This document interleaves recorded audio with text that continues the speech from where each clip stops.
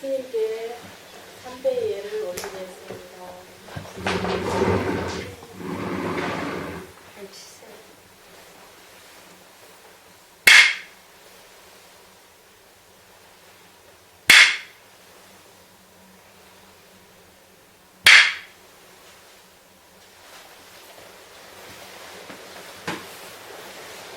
잠시 입장하겠습니다.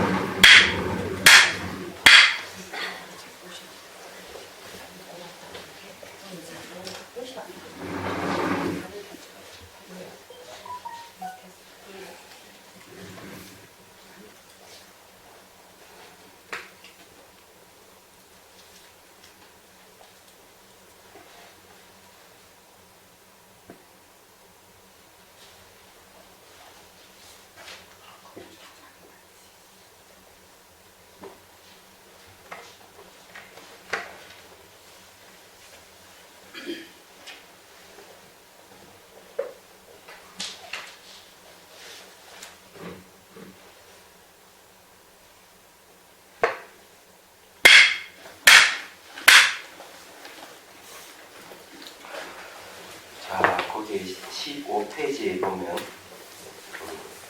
자기 선수란 시가 있죠. 읽읍시다. 자신의 내면을 들여다보는 것, 자기가 자기를 알아가는 것, 자기가 자신을 사랑하는 것, 자기의 고통을 자기가 없애는 것, 자기의 잘못을 자신이 용서하는 것, 내가 나를 깨우는 것, 자기가 자기를 구원하는 것. 이것은 안에서 일어나는 생명으로 바깥 경계에 전혀 동요되지 않으니 세간의 고통을 부지 않는 지혜와 평안의 길. 누가 썼는지 썼다? 정말이에요.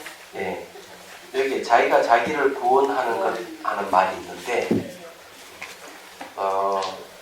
이것은 이제 그것도 한번 얘기했지만은 미얀마 그 선방이 있을 때 입구에 영어로 뭐가 써 있더라고요. 그래서 현엄 스님한테 물어봤어요. 뭐 써 있었는데 자기를 구원하는 건 자기밖에 없다. 상당히 감동받았어요. 근데 어제 저기 보고 오면서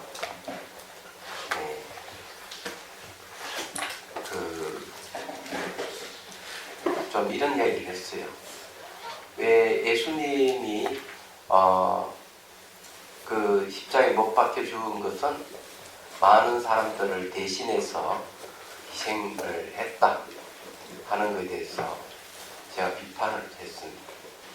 그러니까 모든 사람 온갖 죄업을 다 지어도 눈 하나 깜딱 안 해요. 나쁜 짓 저지르고도 그냥 하나님 앞에 회개 한번 해버리면 끝나는 거거든요. 그런데 예수님이 대신 죄를 다 짊어지기 때문에 괜찮아. 사람들은 나쁜 짓 해도 예수님 다 가져갈 거니까. 이런 사고방식 가질 가능성이 많아요.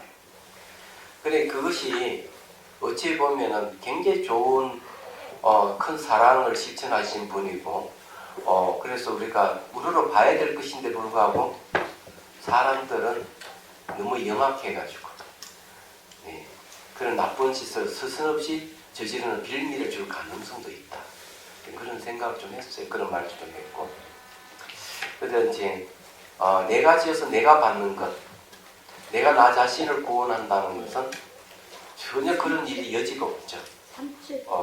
자기가 지어 자기 받으니까 잘못 저지를 게 뭐가 있겠어요. 안 그래요? 자, 오늘은 102페이지죠. 제가 저기 뭐고 백담사에서 왔는데, 야, 백담사는 살고 싶더라고. 신세계예요. 이야기하죠.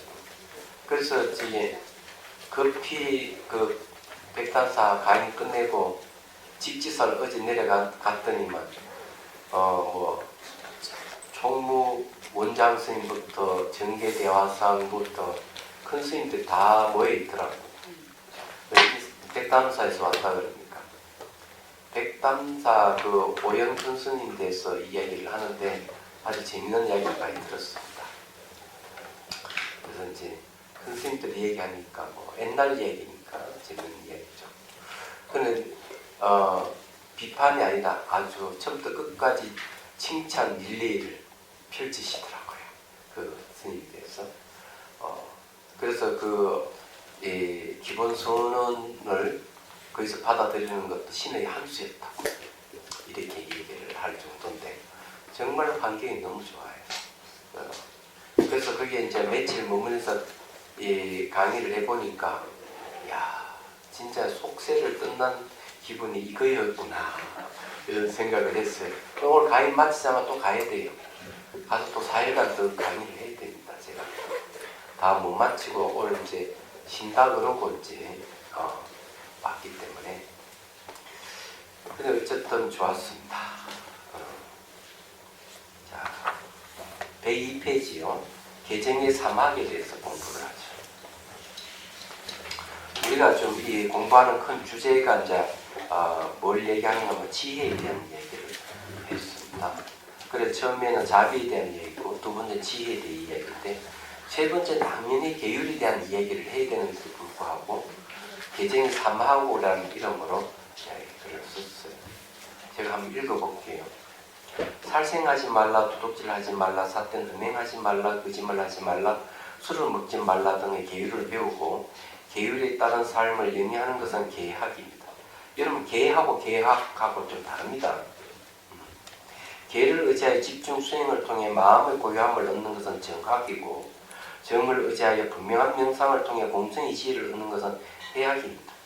지혜를 얻는 방법을 듣고 생각하고 수행해서 얻는 문사수 세 가지 지혜가 있습니다. 이와 같이 개정의 사막의 요체가 곧 8정도 6바람일이며 펼치면 붓다의 84,000 법문입니다.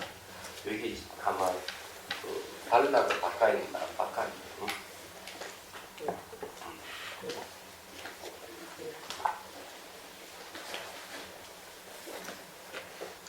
자 어쨌든요 요 간단하게 말씀드릴게요. 지금 이제 봉영사에서도 지금 이제 그 청견도론 강의가 들어갔는데요. 청견도론 개품 강의가 들어갔죠.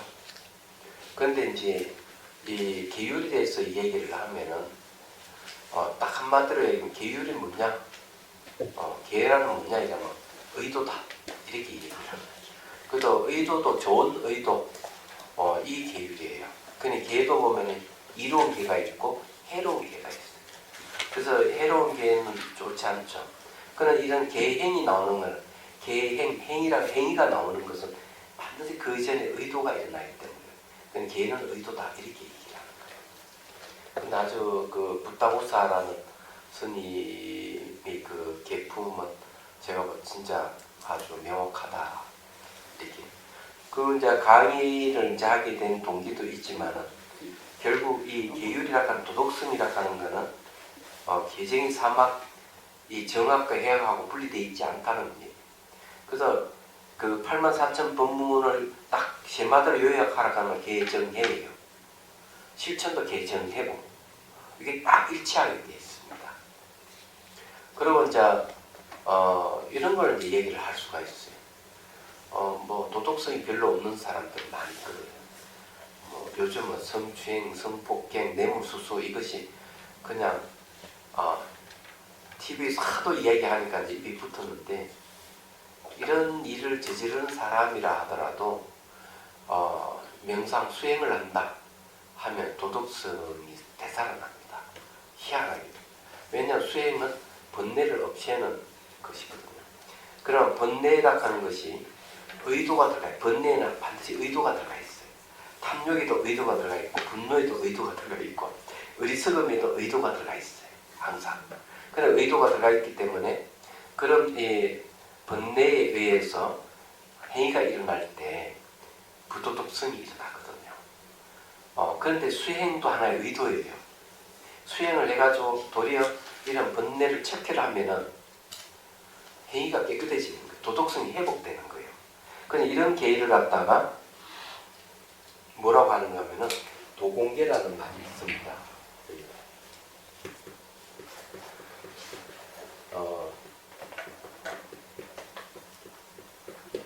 도와 함께 하는 계입니다. 그래서 이제 이 그런 사람들은 오히려 그렇게 해가 내가 부도덕하는 행위를 하고 잘못된 삶을 살더라도 명상을 통해서 삶을 완전히 바꿀 수가 있어요. 근데 또 이런 경우도 있어요. 계를 받고 계를 지킨다고 하면서도 수행은 게을리하고 내도록 술이나 마시며 고기나 먹고 잘 되는 욕이나 하고 헐뜯고 이렇게 살면은 요 좀 이상하잖아요. 수행을 안 하는 사람이잖아. 이름만 수행. 그러니까 말만 수행한다고 했지 하나도 개선되는 게 없는 거죠. 오히려 개를 파하게 되는 거니까 안 좋은 거예요. 그러니까 청년 도론에 또 이런 얘기를 해요. 개를 잘 지키는데 수행을 하지 않는 개는 뭐냐? 멈춰버린 개다. 계율이라고 하는 멈춰버린 거예요. 그냥 개의 목적이 뭐냐면은 집중 명상을 통해서 선정을 얻고 선정을 의지해서 지혜를 얻어서 깨달음을 얻는데 그 목적이 있는데 계율이 이 도덕성이 제대로 작동을 안 하니까 집중과 지혜가 개발이 안 되니까 오늘 생명이 끝나는 거죠. 그래서 혹시 이제 선방 스님들이 배제하고 난 뒤에 전화와 신도에게 내 3개월 동안 고기 먹고 죽을 뻔했다. 고기 사주시오. 술 사주시오. 이러면은 그냥 이런 지하에 거절을 해야 돼요. 그냥 전화 딱 끊어버려야 돼요. 아니 그러면은 3개월 동안 수행 열심히 했으면은 술 먹고 싶은 고기 먹고 싶은 마음이 안 생겨야 되거든. 안 생기면 항상 생기는 번뇌가 일어난다는 건데 이 수행을 하면 번뇌가 이게 많이 잘려서 나갔다면 안 생겨야 되는데 생긴다는 거는 뭘 했다는 거예요 도대체. 선바에 앉아가지고 밥만 축냈다는 소리 들겠어요? 말이 안 되는 거죠. 그렇기 때문에 신도들이 그런 걸 잘 알아가지고 딱 그렇게 얘기해야 돼요. 아니 스님 무슨 공부를 했습니까? 전부 다 그런 것은 번뇌에 의해서 술, 고기 먹는 건데 아니 수행하면서 그 번뇌도 하나 제압을 못했습니까? 이렇게 얘기할 필요가 있어요. 이 신도들이 진짜 너무 멍청하게 있으면 안 되는 거예요. 그때는 딱 일침을 가할 수 있어야 스님들 아떡하고 공부를 하지. 안 그렇겠어요? 네. 그래서 이제 그런 걸 우리가 확실히 알고 스님들을 보호해 주는 거는 신도들이 해야 되는데 같이 술 마시고 고기 먹고 엉뚱한 짓을 한다. 말이 안 되잖아요. 그러면 안 된다. 그래서 이제 여러분들도 그런 걸 알아요. 그래서 여기에서 아주 중요한 거는 계율이라고 하는 게 중요해요. 그래서 그 초기 경전에도 그 나오거든요. 법구경 이야기입니다. 법구 비유경입니다. 보면은 한 사람이 부잣집 사람이 어느 집에 갔더니만 집을 멋지게 지었거든. 1층, 2층, 3층을. 그럼 목수한테 우리의 집을 3층집을 좀 지어달라고.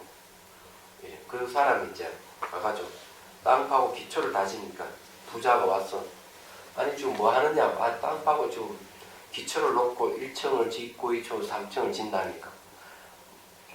뭐라 자기는 1층도 필요 없고 2층도 필요 없고 3층만 필요하다고.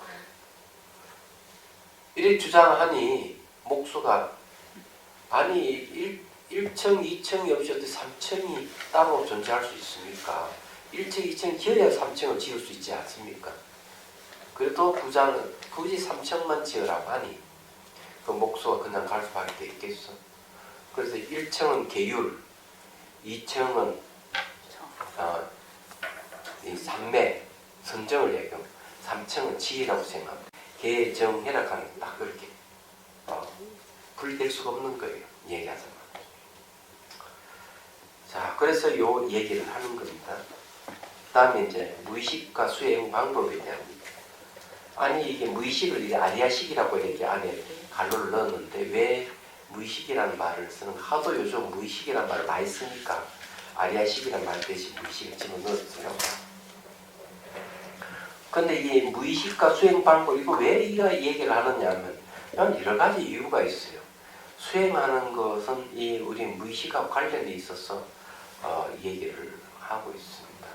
그래서 이걸 이제 좀 이해를 하면은 수행은 함부로 해서는 안 되겠구나 하는 걸 알게 되지 않을까. 자, 103페이지 자 읽어볼게요. 마음은 괴로움이 일어나는 근원이므로 마음을 대상으로 수행할 수밖에 없습니다. 따라서 괴로움이 단기적이지도 않고 과거, 현재, 미래로 연속하게 되는 마음의 근원인 아리야식을 알아야 합니다. 괴로움은 번뇌에서 일어나고 번뇌는 무명에서 비롯되기 때문입니다. 그 바탕에는 아리야식이 있습니다. 여러분 이게 무슨 말이냐면은 무명이 어디 있느냐 아리야식이 있대.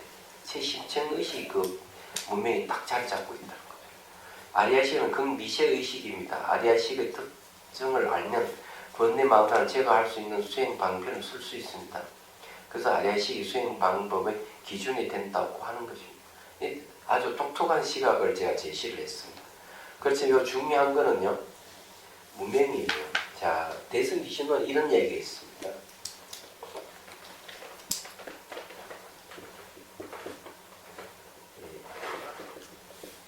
이 아래식에 의해서 두 가지가 있어요.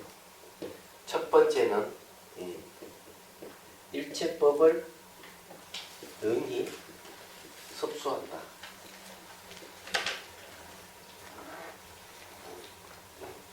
두 번째는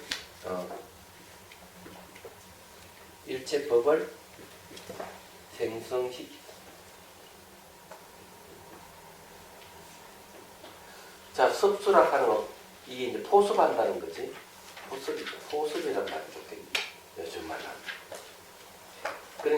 근데 아리야식에 의해서 하지 말고 아리야식이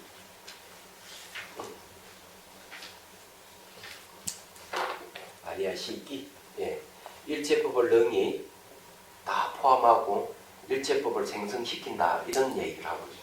그런데 일체법을 능히 포섭하는 것은 뭐하고 관계되는가 하면 깨달아가고 각하고 관계되고요. 일체법 생성시키는 건 뭐하고 관계되는가 하면은 무명하고 관계됩니다. 무명은 이제 불각이죠. 깨있지 못한 상태를 얘기해요. 그래서 아리야식에서 뭐가 생기냐 각각 불각이 생기는데 중요한 거는 무명하고 뭐가 관계가 있느냐면은 일체법을 생성시킨다는 거예요. 이게 아주 중요해요. 그것이 여기 아리야식이 그 일을 하는 거. 아리야식이 뭐가 문명이 있어서 그런 거예요. 아리야식이 문명이 없으면은 일체법을 생성시키지 않을 건데 아리야식이 문명이 있기 때문에 일체법을 생성시키고 이 아리야식이 또 깨있는 부분이 있기 때문에 일체법 다 거둬들이는 거예요. 이 두 가지가 있다 이렇게 얘기합니다. 여기에 대해 좀 설명을 좀 필요해요. 상당히 중요한 얘기이기 때문에. 일체법이라 하는 개념부터 얘기하면은 주관과 객관이 상대하고 있는 걸 일체라고 해요. 일체라고 하는 모든 것 되죠. 일체는 모든 것이라고 하는 주객이 상대하고 있을 때 모든 것이란. 그러니까 눈과 눈의 대상, 귀와 귀의 대상, 코와 코의 대상, 혀와 혀의 대상, 이게 몸과 몸의 대상. 그 다음에 의근과 의근의 대상 법. 이래야만 총 육군 육진이라 하죠. 육군 육경이라 하는데 요거 상대하고 있는 걸 일체라고 그래요. 그냥 쉬운 말로 하면 주관과 객관이 서로 딱 상대하고 있는 이 상태가 일체입니다. 여기서 이 부수는 아무것도 없다. 온 우주는 딱 주관 객관이 딱 상대하고 여기에서 안 벗어난다. 근데 일체법 이러면은 달라지는 거예요. 일체법 하면은 눈과 눈의 대상이 만나서 시각이 나고 귀와 귀의 대상이 만나서 청각이 나고 후각, 미각, 촉각, 의식이 일어나잖아요. 이걸 일체법이라고 해요. 주객이 상대에서 뭐가 계속 일어나는 것. 이 자체가 전부 다 일체법이라는 말을 쓰는 겁니다. 그래서 이게 일체라 하는 가만히 있는 게 아니고 끊임없이 생성소멸하는 전체를 갖다가 일체법이라는 거죠. 이런 일체법을 생성시키는 주범이 문명이에요.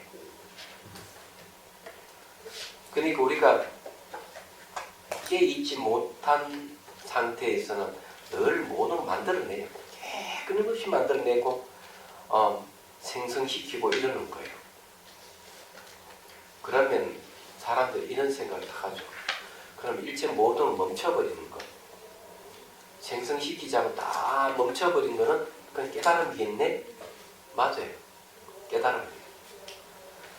어떤 대상을 인식하더라도 마음이 일어나지 않으면 깨달은 사람이에요. 그 사람은. 그래서 도인들을 표현할 때 도인을 어떻게 표현하는가 하면은 새 눈에 구리 눈동자를 표현해요. 새로 만든 눈에 구리 눈동자는 눈동자 움직이지 않잖아요? 그렇죠? 그만 눈동자 움직이지 않는 것은 대상을 인식하지 않는다. 대상의 자극을 받아서 마음이 움직임이 없다. 이런 소리예요. 그게 도인의 눈이에요. 눈이 좌우로 굉장히 빨리 움직이는 사람은 머리 회전이 빠른 사람입니다. 좀 조심해야 될 필요성이 있어요. 네. 그래서 이제 그런 이야기는 그러면 성가에서만 하는 이야기냐 그런 건 아니고요. 반야경에 보면 보살은 사물을 인식하지 않는다. 인식할 대상이 없어서 그래요. 왜? 우리는 한 번도 분리된 적이 없기 때문에 인식할 대상이 없어요. 처음부터. 그러면 하는 생성이 없다 그러면은 소멸도 없는 것이죠. 생성 소멸이 없는 그런 상태에서는 그러면은 작용이 정말 없는 것이냐? 아니, 있어요. 작용이 있어요. 왜? 일체 중생들은 다 도인이 아니기 때문에 중생이 불가사의하기 때문에 네, 중생을 구제하는 것도 강범위하고 불가사의 할 수밖에 없어요. 그래서 대승기 신원에서 뭘 얘기하는가 하면은 지혜는 번뇌를 다 없애고 난 뒤에 멈춰지는 게 아니고 중생을 향해서 지혜가 또 발휘되면서 중생을 구제한다. 그런 작용이 있는 거예요. 중생을 없앨 수는 없어요. 그런데 이런 건 있어요. 깨닫지 못한 상태는 생성 소멸을 얘기하고 깨닫지 못하는 생성 소멸은 뭔가 무명이에요. 그래서 무명의 무지한 상태, 무지에서 세상 보는 거는 생겼다 사라졌다 하는 게 있다 이거야. 그래서 깨달은 사람 눈에는 생성 소멸이 없어요. 대신에 깨달은 사람에는 뭐가 보이느냐? 수연이 보여요. 인연을 따르는 거예요. 깨치지 못한 사람은 생멸을 보고 깨달은 사람은 인연을 따른다.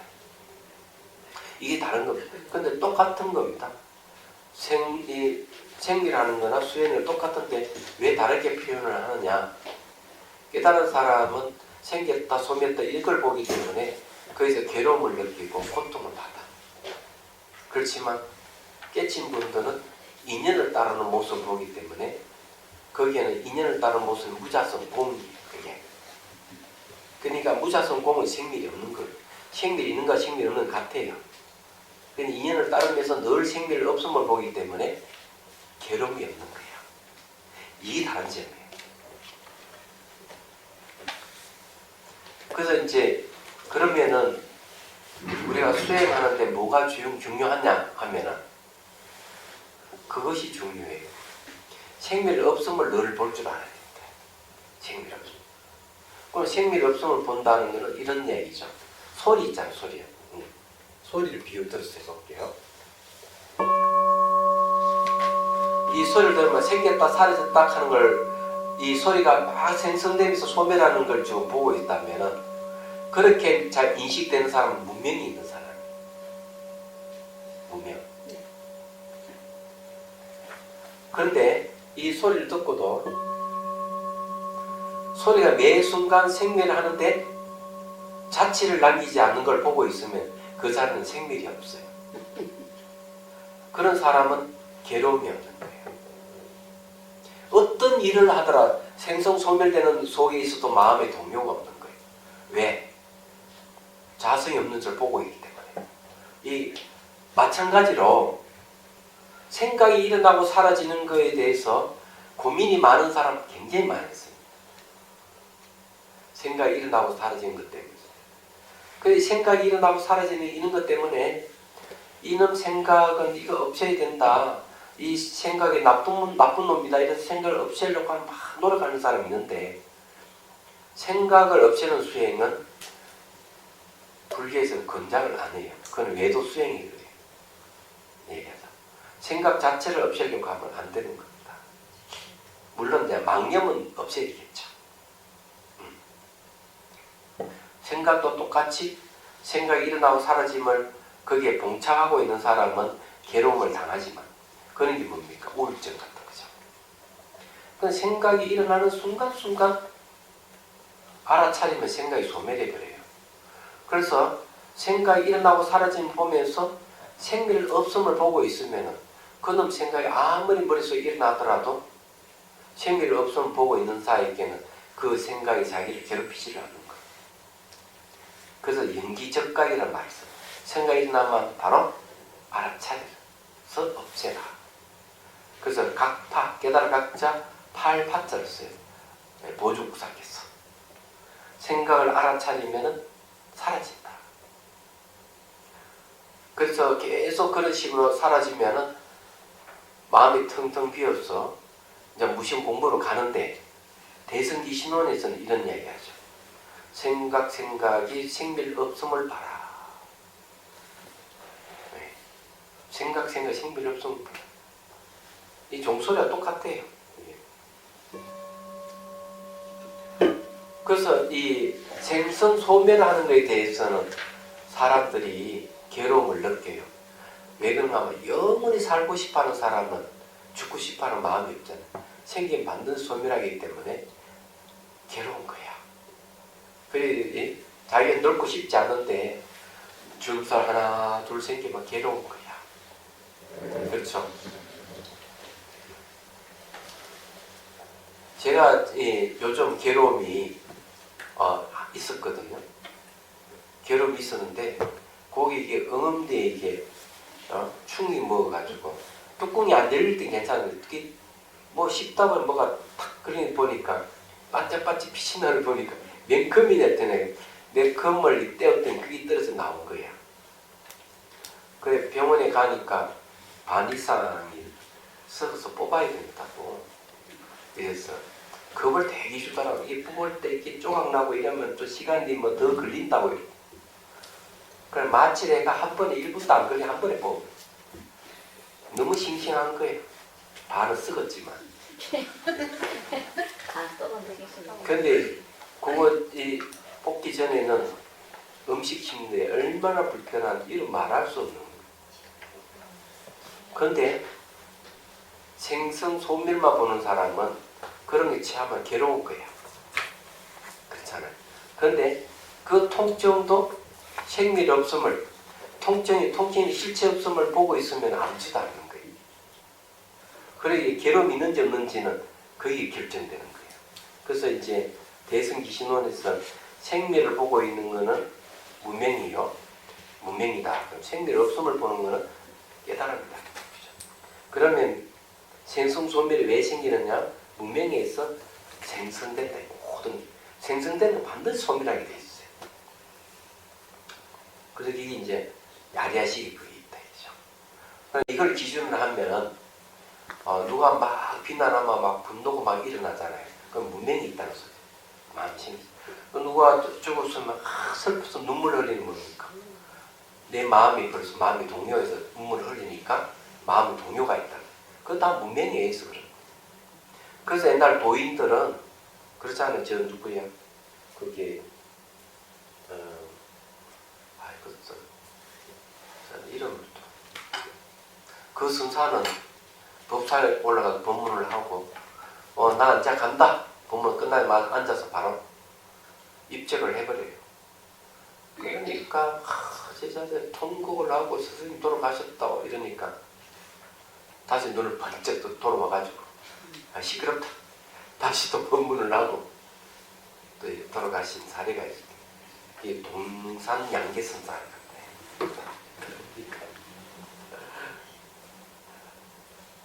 그러니까 이게 이제 죽음이 죽음이 아니고 삶이 아닌 도리를 우리 확실히 알아야 되는데 마음의 움직임이 그런 거예요. 그래서 여기 아리아식에 대한 이야기를 하고 그 근원이 이제 무명이라는 걸 얘기하는 이유가 거기 있습니다. 근데 이게 아래식 수행 방법의 기준이 된다.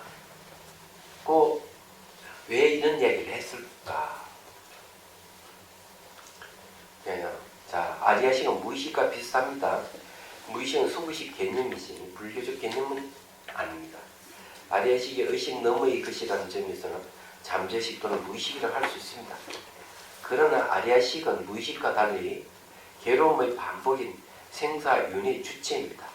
괴로움의 근원이라는 것입니다. 이것이 수행 방법의 기준이 될 수 있습니다. 그 이유는 첫째, 일체 정신적 물질적 현상 이미지가 시야수로 아래식이 저장되며 저장된 이미지가 다시 바깥으로 나타나게 하는 잔이 아리아식이기 때문입니다. 근데 왜 이제 이렇게 되느냐 하는 문제는 무명 때문입니다. 요거는 그걸 안 밝혀놨는데 이런 이유로 무명 때문에 그렇다는 걸 이제 얘기합니다. 둘째, 아래식은 명칭과 은솔로 이루어진 종자를 유실하지 않습니다. 저장되어 있는 상태에서 종자를 생하면서 에너지로 움직입니다. 에너지로 움직이니까 습기라는 말 써요. 습기라고 하는 말 아시죠? 종자를 왜 습기라 하느냐? 종자는 잘 알다시피 씨앗인데 이거는 습기라고 얘기해요. 익힌 기운이에요. 익힌 기운은 뭔가 하면 바람의 요소. 바람의 요소이기 때문에 종자는 씨앗이죠. 예. 근데 에너지라는 말을 쓰는 거죠.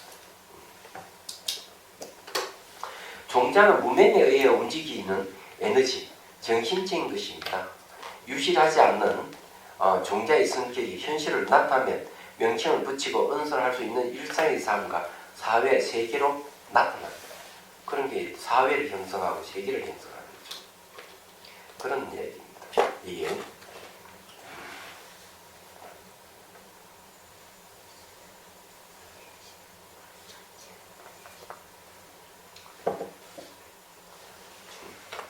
그래서 이제 이게 얘기가 이제 뭘 얘기하는가 하면은 이 아리아식의 저장된 이미지 바깥으로 탁 이렇게 나타내게 할 수 있는 장. 두 번째는 뭔가 하면은 이런 종자가 무명에 의해 움직이게 바깥으로 탁 튀어나온 우리 삶을 결정하는 겁니다. 이게. 이런 이유가 여기 이제 있는 것이죠. 근데 이런 것이 왜 이래 나느냐? 다 무명에 의해서.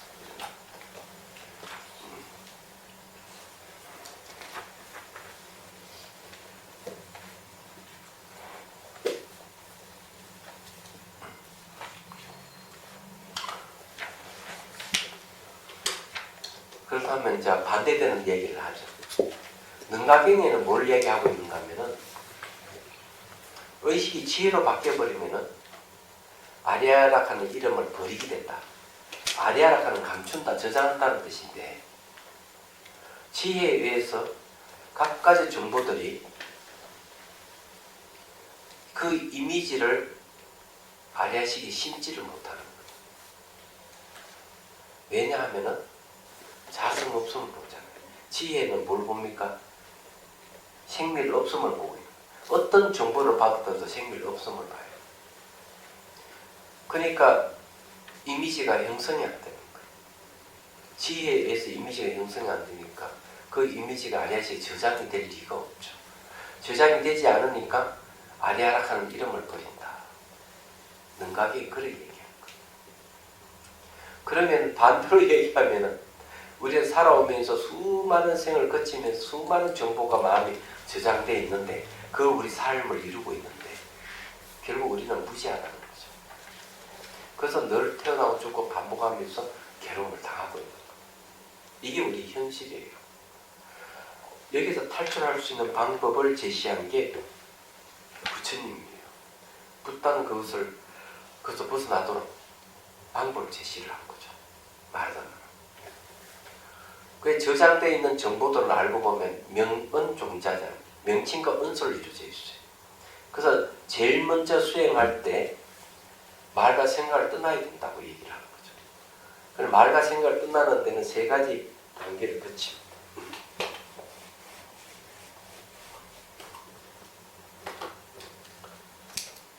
말과 생각을 끝난다. 자, 말과 생각을 끝나는데 왜 말과 생각이 끝나야 되느냐 하는 것은 아리아식의 종자가 생기지 않도록 하는 거죠. 종자가 저장이 안 되도록 하는 거죠. 말하자면 첫 번째는 이치를 탐구하는 거죠.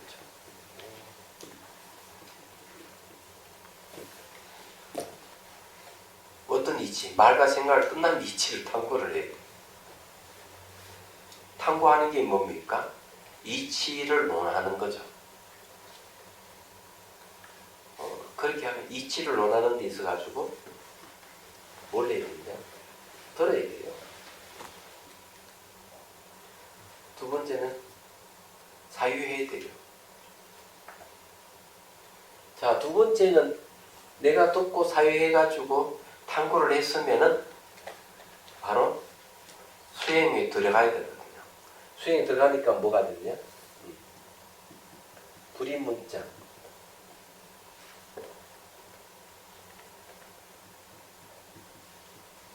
불이문자의 세계로 들어가는 거죠. 이 이치를 탐구하는 것은 잘 알다시피 이런 것은 걸린 문자라고 해요. 문자를 세워가지고 이치를 탐구하는 거죠. 내가 듣고 사유하고. 근데 실질적으로는 이제 문자를 세우지 않는 경기에 들어가는 거예요. 이게 수행. 그냥 문사수가 다 들어가는 거죠. 세 번째는 뭐냐 하면은 그 뜻에 비로소 견성할 수가 있는 거예요. 성품을 보고 더 나아가서 부처를 이룰 수 있다. 견성 성품을. 더 친절하게 얘기하면은 이렇게 얘기하죠. 직지 인심입니다. 사람 마음을 가리켜서 성품을 보아 부처를 이룬다.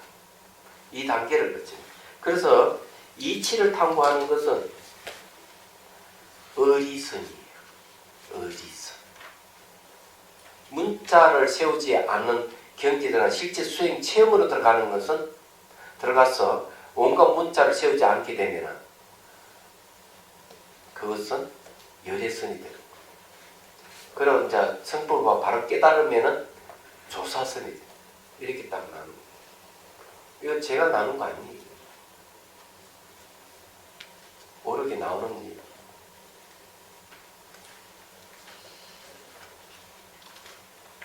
그래서 이제 얘기하자면 이제 말과 생각 끝나려면 이런 단계를 거쳐서 들어가는 겁니다. 자, 또 봅시다.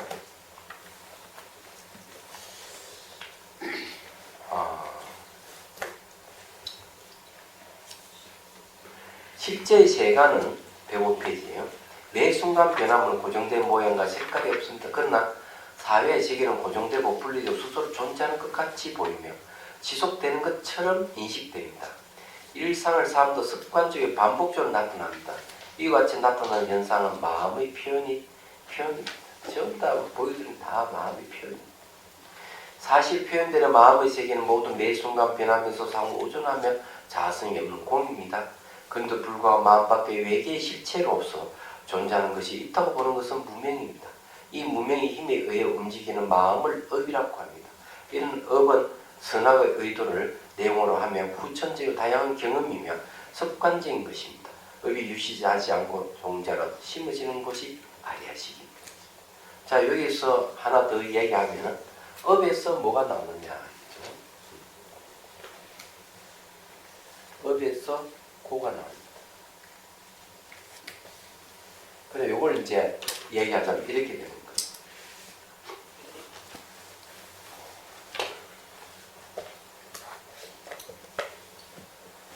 잘 알다시피 이런 이야기 들어봤죠? 업고.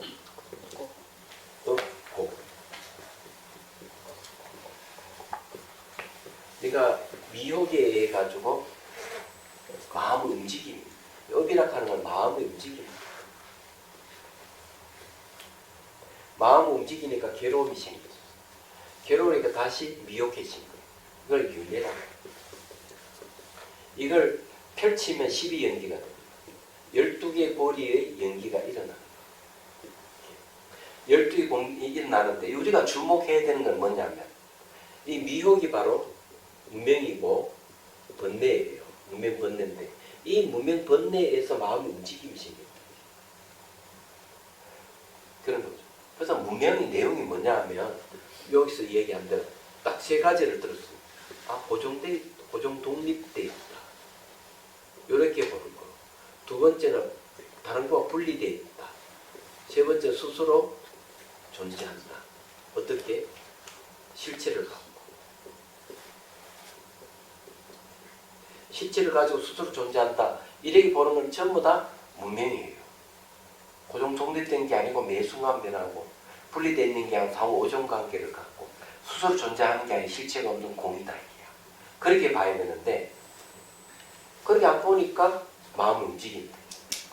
자, 예를 들어서 얘기하면은 사람들이 막 그걸 가지려고 하면서 못 가지면은 막 분노가 일어나요. 매장에 가 물건 사는데 막 가지고 싶은데 돈이 모자라잖아요. 그럼 불평불만 누구한테? 남편한테 가서 나 이 돈을 좀 더 벌여왔으면 월급을 더 받았으면 내가 그거 살 건데 물론 대놓고 그리 못하죠. 대놓고 얘기를 못하고 바가지를 끓는 거죠.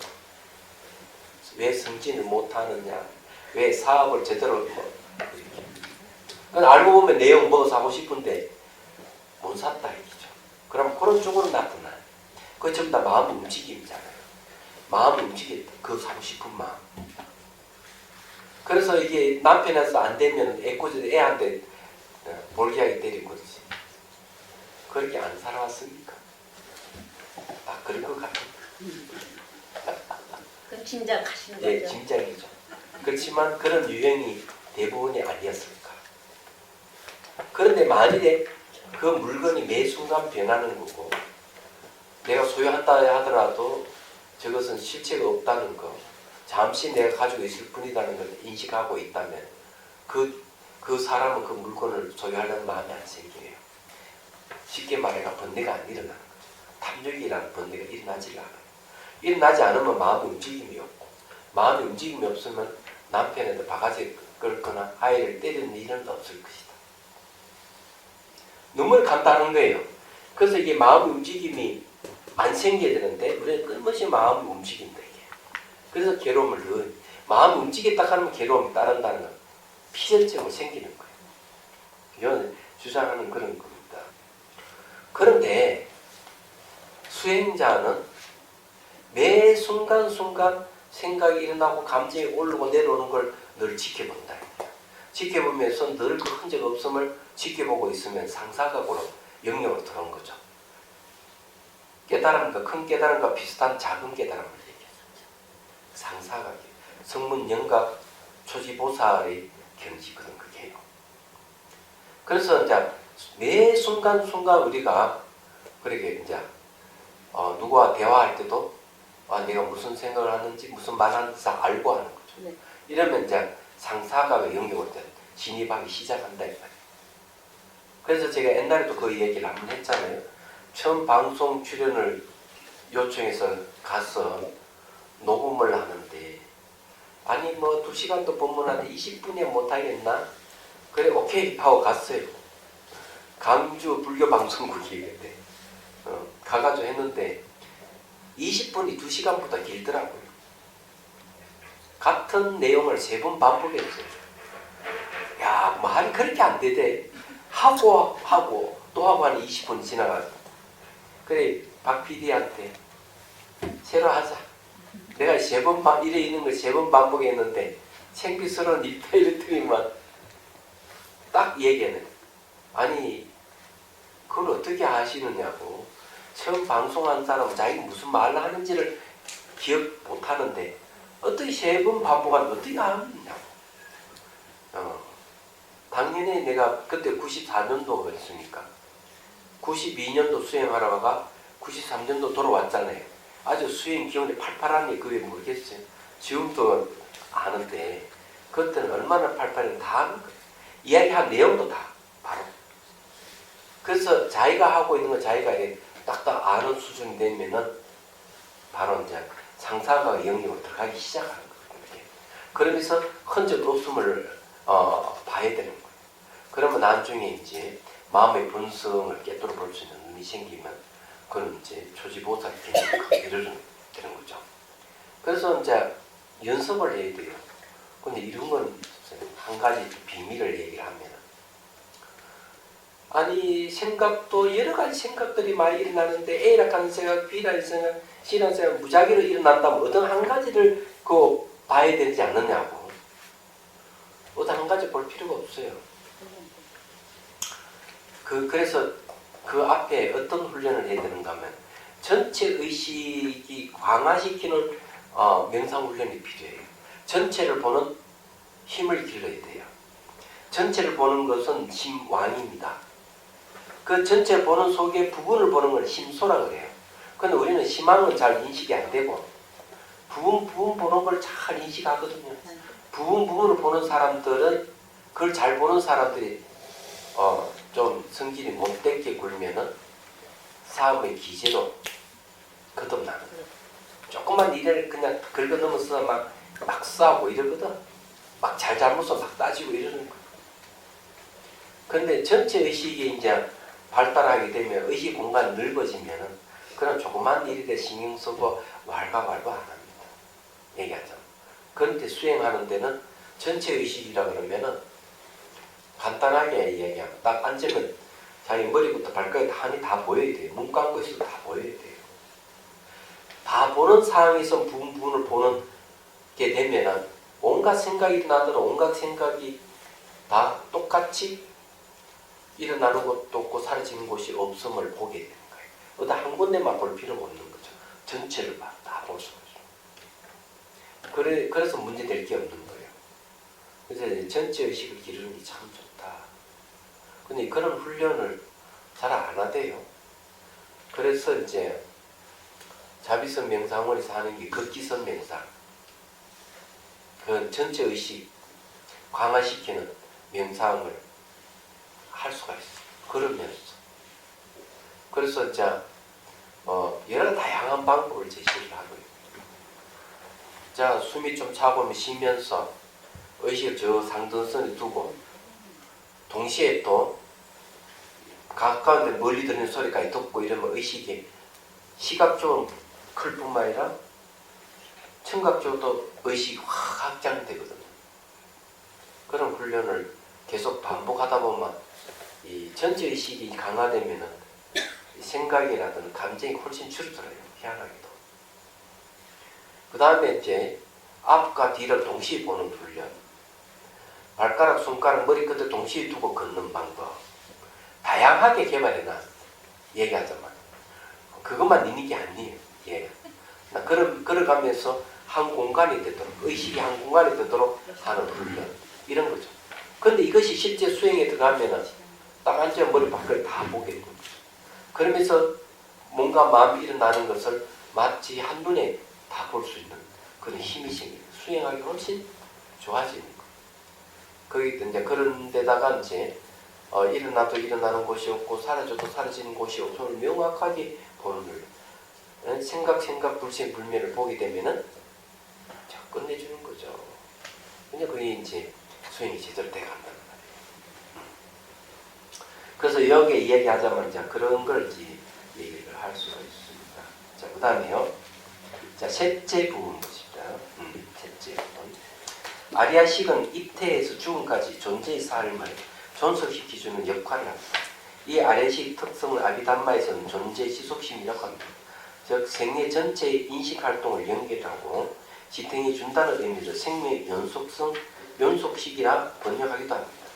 이러한 존재 지속심의 특성을 보면 외의 물질 감각 정보가 감각기관을 자극하기 시작하여 정보 처리를 마칠 때까지 17찰나의 시간이 걸립니다.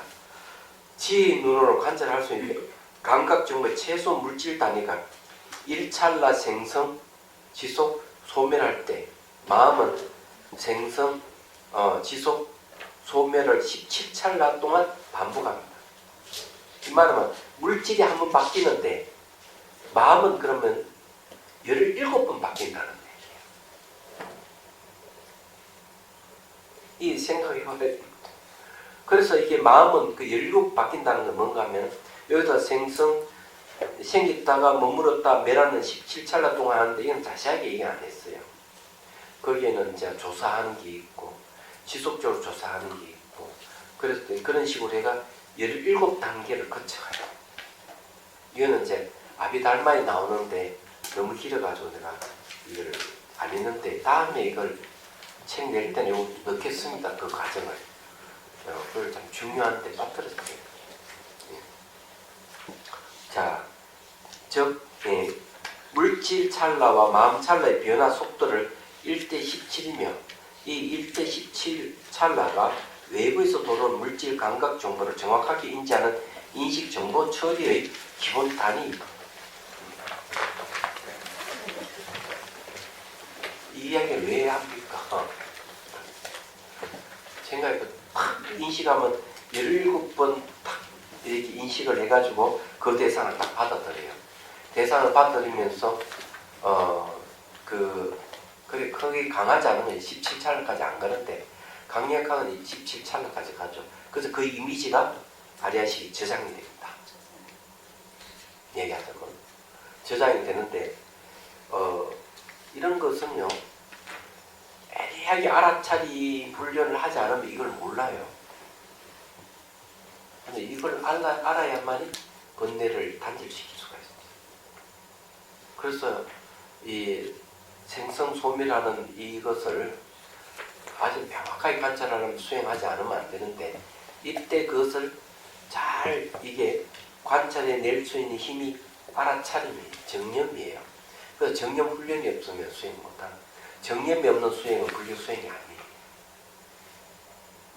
이 이야기를 하고 싶어 하는 거죠. 자, 생명의 연속식은 곧 윤회의 주체입니다. 아리아식 속에 저장되어 있던 입종자가 다음 식을 결정합니다. 그 이유는 종자의 내용에 선과 악의 의도가 들어가 있기 때문입니다. 무명을 연으로 하여 업이 일어나 종자 아리아식에 저장되기에 업종자라고 합니다. 저장된 업종자는 발현하고 저장됨을 반복합니다. 그래야 현재의 삶을 결정할 뿐만 아니라 삶이 연속돼 다음 생까지 흘러가게 되는 원인이 됩니다. 그래서 다음 시간에 흘러간다 이게. 아리아시기에는 세 가지 특성이 있습니다. 업종자의 저장, 발현을 반복하는 것, 업종자가 없어지지 않는다는 것. 그런 이와 같이 하는 말 맞았네요. 이와 같이 위 단계 이와 같이 아리아시기에는 이와 같이 세 가지 특성이 있습니다 이 말이에요. 네. 무명에 오염된 생사를 반복하는 상심상속 즉 존재 지속심입니다. 이 세 가지 특성은 모두 무명에 의해 일어나는 현상입니다. 따라서 무명을 제거하면 세 가지 특성이 끊어집니다. 그렇다면 무명을 제거하는 데 맞는 수행 방법이 필요합니다. 그 방법은 선정을 얻는 사마타와 선정을 의지하여 지혜를 얻는 이파사나가입니다. 여기 저희 무명을 끊어버리는 거예요. 무명에 의해 가지고 아리아식이 이 세 가지 특성을 갖기 때문에 그렇다. 무명에 의해서 일어나는 현상들이죠. 그러면은 그 의식 확장하는 의식 공간을 넓히는 아주 간단한 명상을 이번에 해보죠. 진짜 재미없는데 해보도록 하겠습니다. 그래서 자꾸 연습을 하면은 벌써 머리부터 발까지 한눈에 들어올 정도가 되면은 수행하는데 훨씬 좋으니까 세속에서는 의식 확장하는 이런 수행도 대단한 명상법이라고 선전을 하는지 모르지만 이거는 그냥 기초 중에 기초거든요. 이것이 돼야만이 수행이 깊이 들어갈 수 있는 조건이 갖춰진다. 이래 보면 돼요.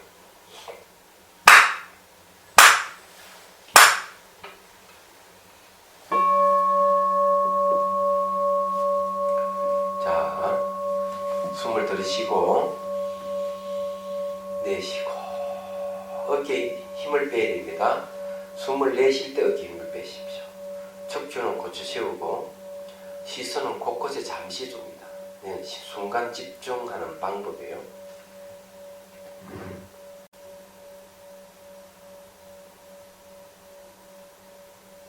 자, 눈을 감습니다. 관찰 대상이 있는 건 눈을 감는 게 좋아요. 자, 저 의식을 발가락에 두고 봅니다. 그리고 동시에 손가락에도 의식을 두세요. 자, 이것이 되면은 세 번째는 정수리에도 의식을 두세요.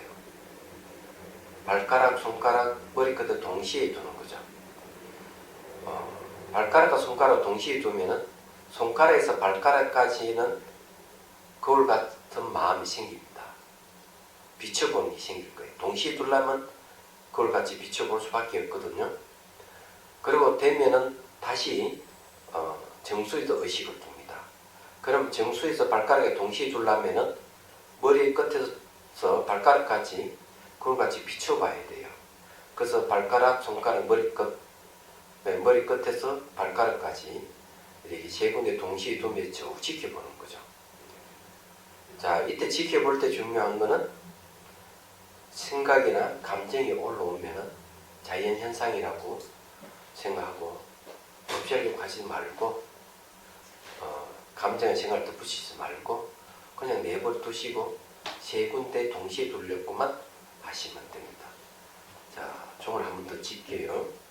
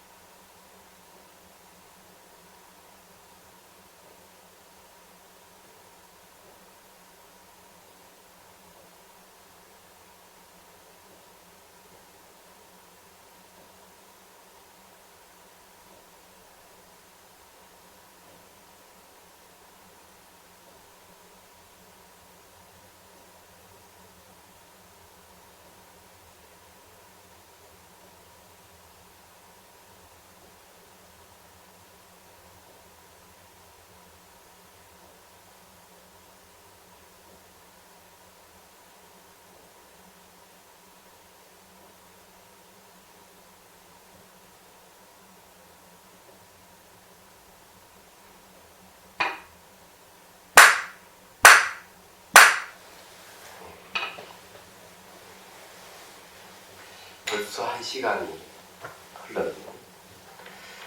자, 오늘 가르쳐 드린 방법은요. 나한테 숙달이 되면은 손가락, 발가락, 머리끝에 둘 필요가 없어요. 한눈에 다 들어오면 그거 하지 말아야 돼요. 그런데 이것이 이제 나한테 힘을 받으면은 생각이 일어나도 일어나는 걸 다 보게 돼요. 지금 보는 가운데서 생각이 일어나고 사라지는 걸 다 보게 돼요. 그리고 그 생각의 실체 없으면 그냥 바로 봐버려요.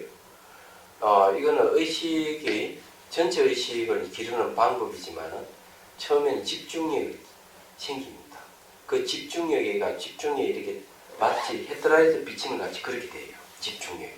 그러려면 그 사이에 뭐가 일어나고 사라지는 그 생각들이 객관적으로 보이고 실체 없음까지 다 보여요. 그거요. 그 이런 연습을 하셔야 돼요. 근데 하나 알아둬야 될 것은요. 수행이 진짜 재미없어요. 진짜 재미없는 수행이기 때문에 여러분들이 인내심이 필요해요. 그 인곡 스님이 하신 이야기대로 찰밥은 맛있지만 360을 못 먹고 맷밥은 맛이 없지만 360을 늘 먹을 수가 있다. 마찬가지로 수행도 아무 재미가 없지만 날마다 할 수가 있어요. 재미있는 걸 추구하는 것은 며칠 못 갑니다. 그걸 생각을 하시면 좋을 것 같아요. 벌써 1시간이 지났어요. 그래서 오늘 요게까지 하고 이 중요한 이야기가 막 나오는데 질문이 있습니까? 그럼 스님 본다는 거가 본다는 게 생각이 떠오르는 거를 지켜보라는 말씀이에요? 금방 제가 얘기한 거는 네. 발가락과 손가락에 의식을 동시에 두면은 네. 어차피 봐야 되거든요. 눈을 그러니까 감아서 그거는 보는데 그 다음에 머리 끝에 두도 머리 끝까지 봐야 되잖아요. 네. 그러면 이제 보는 성질이 이제 점점 이제 보는 성질은 마음의 특성 중에 하나예요. 그러면 그것이 이제 자리 잡을 때까지 해요. 그러면 저절로 감정을 생각을 보게 돼요. 사물 보듯이. 아니, 그리고 저절로 일어나고 사라짐을 보게 돼요. 제가 왜 여쭙느냐면요. 이 의식을 이렇게 세 군데다 두어도 그 사이에 또 생각이 떠오르거든요. 네, 그래 그때 어디다가- 생각 떠오르면은 네. 그냥 내버려 두고 또 그거는 내버려 두고 집중을. 네. 이것만 이 비춰보는 힘을 기를 때까지. 네. 그러니까 나중에 저절로 기르게 되면은 생각 떠오르는 것 비춰보고 있으면서 생각 떠오르는 거 다 본다니까. 전체를 보면서 부분 다 보게 되는. 이게 전체를 보는 건 심왕이고 부분은 심소라 그러는 거예요. 한 사물을 보더라도 전체를 보는 건 심왕이라고 그러고 요 모양 색깔 부분 보는 거는 심소가 동시에 이루어지는 거예요. 바로 이제 그걸 개발하는 방법이에요.